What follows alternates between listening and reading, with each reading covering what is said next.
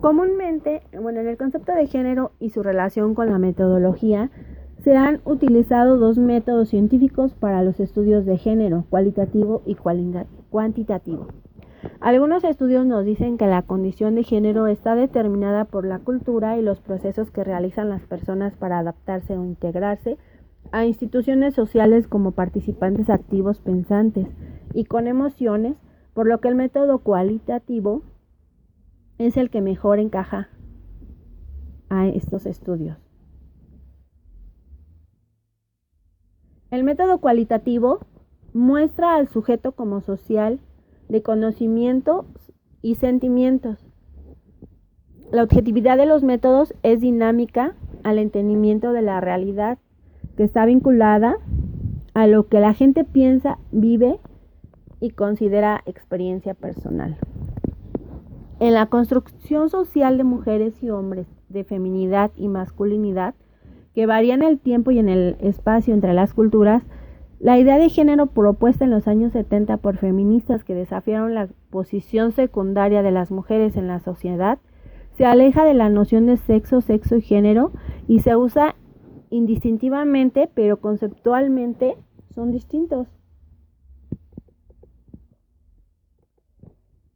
Lo ideal y lo que se busca en la igualdad de género, y la igualdad de género es una condición en la que individuos de ambos sexos se desarrollan libremente, es decir, que los individuos de ambos sexos son libres para desarrollar sus capacidades personales y tomar decisiones sin limitaciones, aspiraciones y necesidades. Se tienen en cuenta, se valoran y se favorecen por igual.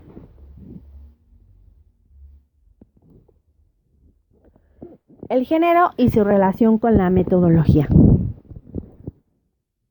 Según Westcott, en 1979, McCarr I de 1999, nos dicen que lo característico del método científico es la racionalidad y el empirismo. Esto nos lleva a situaciones dicotómicas entre objetividad y subjetividad, por lo que uno de los problemas de los estudios cuantitativos es que al buscar la neutralidad en su aplicación, mantienen una distancia impersonal y artificial entre quien investiga y lo investigado. Esto quiere decir que toda investigación debería de existir el punto de vista femenino sin olvidar el masculino. La categoría de género implica un compromiso feminista para la construcción del conocimiento. Quien realiza la investigación debería tener una posición política de transformación del status quo. De lo contrario, sería muy complicado el analizar y modificar las relaciones inequitativas de género. Además, también se dice que deberían de llevarse a cabo las siguientes preguntas para la investigación con perspectiva de género. Es necesario hacerse estas preguntas. Los métodos en las investigaciones de género, los métodos cualitativos se basan en los significados dados a los conocimientos y al pasado. Abren la posibilidad de una interpretación pluralista del comportamiento humano, basado en la búsqueda de explicaciones y aclaración de significados, en contraposición con la elaboración de leyes emanadas de los métodos cuantitativos que regulan los comportamientos, de acuerdo con Delgado 2008. Esto significa que son una herramienta para entender las condiciones de género de las mujeres y de los hombres. Esto va desentrañado a través de sus acciones y su voz, y los procesos que les permiten su desarrollo. El género en la investigación. La gran mayoría de los estudios cuantitativos han tomado como norma la medida que representa a los hombres. Cuando se habla del concepto de ser humano en una categoría universal y se hace referencia a las diversas condiciones de su historia, invariablemente se utiliza el género masculino para denominar una parte de la humanidad. Y se dice que la investigación debería de ser sensible al género. Sería cualitativamente mejor y más válida. Si la investigación tiene en cuenta las diferencias entre hombres y mujeres en la población de la investigación, los resultados serían más representativos. Tenemos alguna investigación en que los inmigrantes, por razones económicas, no pueden limitarse a los puntos de vista masculinos si se quiere comprender toda la población inmigrante. Esto es de acuerdo con Delgado. Y por otra parte, también tenemos un ejemplo sobre el cáncer de mama, donde la investigación de un nuevo tratamiento de cáncer no solo debe de limitarse a los hombres, puesto que esto también, a las mujeres, puesto que esto también afecta a los hombres. La investigación en este nuevo tratamiento del cáncer de mama también debería de incluir a los pacientes masculinos para poder lograr una imagen más completa del estudio.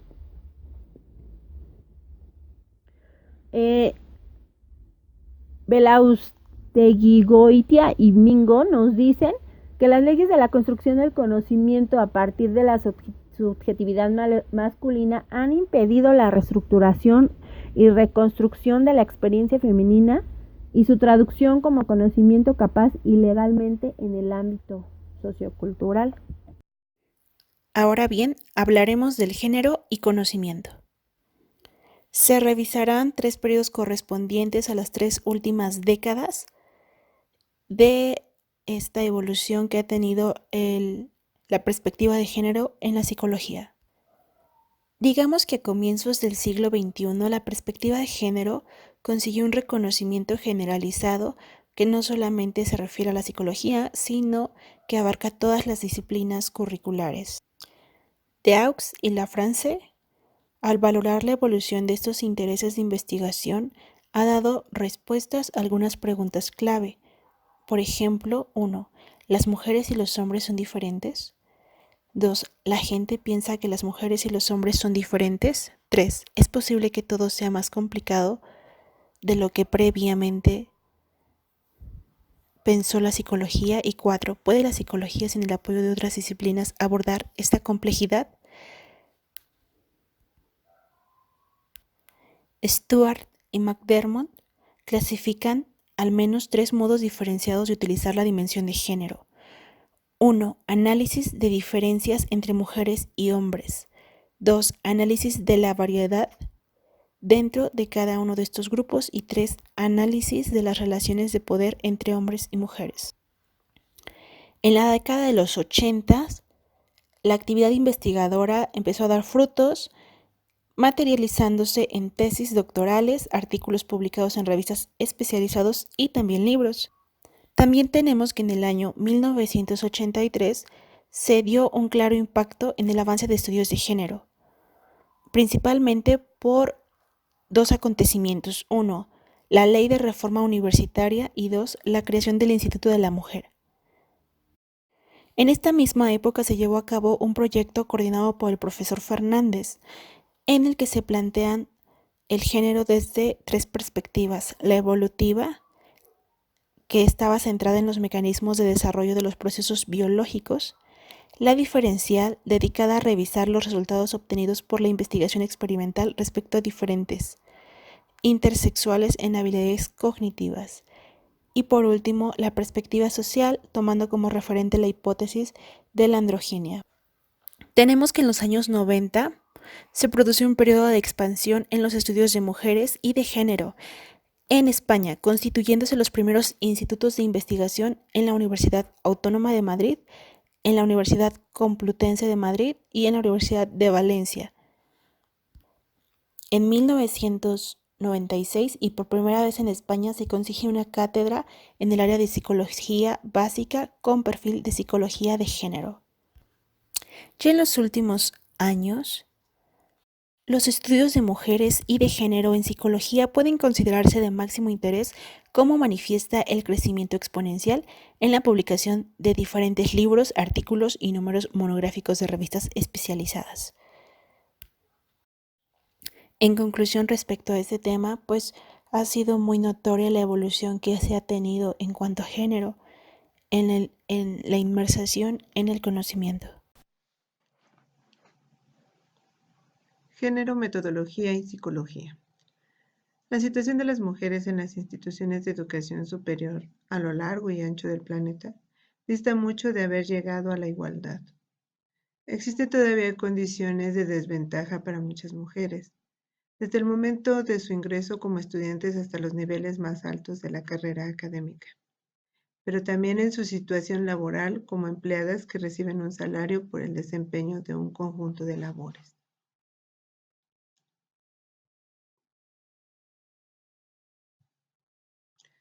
En un mundo donde la pertenencia a un estrato social se impone una racionalidad que permita mantener las exclusiones, esta intrincada racionalización conduce al colorario de Summers. Las mujeres no están en los lugares más prestigiados y visibles de las universidades, por ejemplo en los departamentos de ciencias e ingeniería, porque son muy diferentes de los varones, es decir, no son tan dedicadas y no son suficientemente inteligentes. Lo que sí está claro es que la situación de las mujeres y en general la situación de las minorías en las instituciones educativas no es equivalente a la de los varones del grupo hegemónico. En principio, se puede atribuir a una división natural del trabajo donde las actividades intelectuales pertenecen por derecho propio al género masculino, mientras que las actividades del cuidado en el espacio doméstico corresponden al femenino. La investigación concerniente a diferencias entre hombres y mujeres en capacidades y desempeño cognitivo ha sido utilizada históricamente para mantener a las mujeres en su lugar. Al enfocarse sobre la diferencia, los estudios que tratan el sexo de los participantes como una variable descontextualizada propician una dicotomización de los sexos y fomentan una explicación individual de la conducta a expensas de las explicaciones situacionales socioculturales. Algunas investigaciones. Annie Fausto Sterling revisó la metodología de diversos estudios donde se demostraba la existencia de diferencias entre las aptitudes cognitivas y las habilidades corporales de hombres y mujeres. Entre sus conclusiones está la de que existe muy poca evidencia creíble para sostener la idea de que los hombres y las mujeres tienen habilidades matemáticas verbales diferentes. Un enfoque diferente daría lugar a interpretaciones que permitirían considerar, además del ineludible componente biológico corporal, factores sociales, políticos, económicos y psicológicos en la configuración de los perfiles académicos, ocupacionales, profesionales y estudiantiles.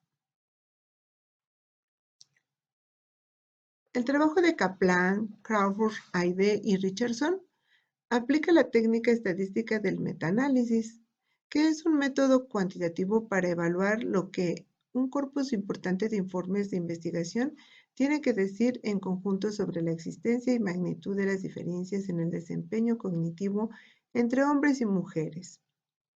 El metaanálisis convierte los resultados de una amplia gama de estudios en unidades estándar, que permiten una comparación significativa y toma en cuenta la variabilidad al interior de cada conjunto.